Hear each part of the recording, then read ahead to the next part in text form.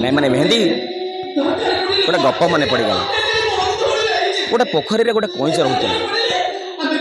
ଥରେ ସେ କଇଁଚଟି ଶୁଣିବାକୁ ପାଇଲା କାଲି ପୋଖରୀରେ କେଉଟମାନେ ଆସି ଜାଲ ପକାଇବେ। ଏହା ଶୁଣି କଇଁଚଟି ରାଗିଗଲା, ବଡ଼ ବିପଦରେ ପଡ଼ିଗଲା। ଭାବିଲା ସେ କ'ଣ କରିବ। ଆଉ କଇଁଚଟି ଯାଏ ତା ଦୁଇ ହଂସ ସାଙ୍ଗକୁ ଏ ବିଷୟରେ ଜଣେଇଲା। ଆଉ ହଂସ ଦୁଇଟି କଇଁଚକୁ ବଞ୍ଚେଇବା ପାଇଁ ଗୋଟେ ବାଡ଼ି ଆଣିଲେ। ଆଉ କଇଁଚକୁ କହିଲେ ବାଡ଼ିର ମଝି ଭାଗକୁ କାମୁଡ଼ି ଧରିବା ପାଇଁ। କଇଁଚ ବି ଠିକ୍ ସେୟା କଲା, ବାଡ଼ିର ମଝି ଭାଗକୁ କାମୁଡ଼ି ଧରିଲା। ଆଉ ହଂସ ଦୁଇଟି ବାଡ଼ିର ଦୁଇ ମୁଣ୍ଡକୁ ଥଣ୍ଟ ସାହାଯ୍ୟରେ କାମୁଡ଼ି ଧରିକି ଏ ପୋଖରୀରୁ ସେ ପୋଖରୀକୁ ଉଡ଼ିବାକୁ ଲାଗିଲେ। ଠିକ୍ ଏହି ସମୟରେ ତଳେ କିଛି ଖେଳୁଥିବା ପିଲା ଆକାଶକୁ ଚାହିଁ କହିଲେ, ଏ ଦେଖରେ ଆକାଶରେ କଇଁଚ ଉଡ଼ୁଛି। ଏହା ଶୁଣି କଇଁଚଟି ରାଗିଗଲା।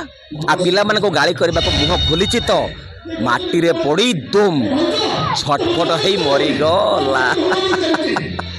କଇଁଚ ନମସ୍କାର, ବାପି, ଜୟ ଜଗନ୍ନାଥ, ଜୟ ମା ତାରିଣୀ। ଏ ବର୍ଷ ଆମର ନୂଆ ନାଟକ ହେଇଛି, 3ଟା ନାଟକ ହେଇଛି।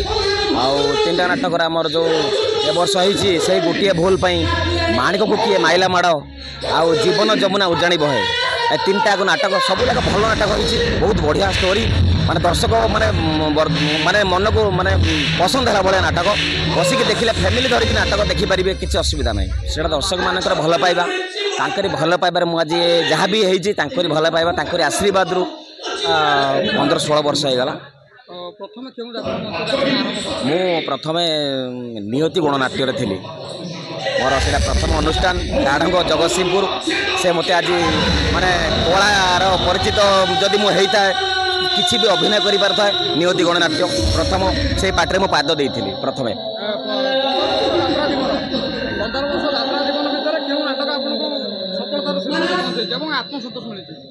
ମୋତେ ଆତ୍ମସନ୍ତୋଷ ମିଳିଛି। ନାଟକ ମୋର ଗୁରୁ ବିପ୍ଳବ ସାର୍ ନାଟକ ଥିଲା ପୁରୁଷୋତ୍ତମରେ ରଙ୍ଗିଲା ରାଧିକା ରଜନୀଗନ୍ଧା।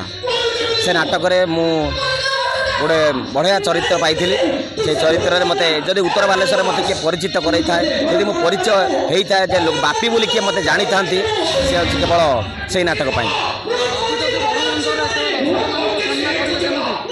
ନିଶ୍ଚିତ ବହୁତ ସାରା ଭଲ ପାଇବା, ବହୁତ ଖୁସି ଲାଗିବ ମୋତେ ଯେତେବେଳେ ଦର୍ଶକମାନେ ଆମକୁ ଭଲ ପାଇବା ଦେଉଛନ୍ତି। ତାଙ୍କ ପାଇଁ ମୁଁ ଏ ଜାଗାରେ ପହଞ୍ଚିଛି।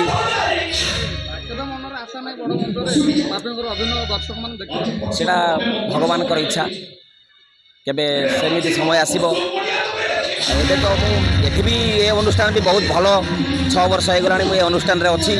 ବହୁତ ଭଲ ଭଲ ନାଟକ ଆମର ଯେ ଗୁରୁ ସନ୍ତୋଷ ନାରାୟଣ ଦାସ, ସେ ବି ବହୁତ ଭଲ ନାଟକ। ଶାରଦା ପ୍ରସନ୍ନ ରାଣା ଯେ ଡିରେକ୍ସନ୍ କରୁଛନ୍ତି ଆମର ନାଟକ, ବହୁତ ଭଲ ନାଟକ ଦେଉଛନ୍ତି। ଏଠି ବି ବହୁତ ଭଲ ଭଲ ନାଟକ ସାଧବ ବୋହୂ ଏ ବର୍ଷ ଦେଇଛନ୍ତି, ମାଣିକକୁ କିଏ ମାଇଲା ମାଡ଼, ବହୁତ ବଢ଼ିଆ ନାଟକ।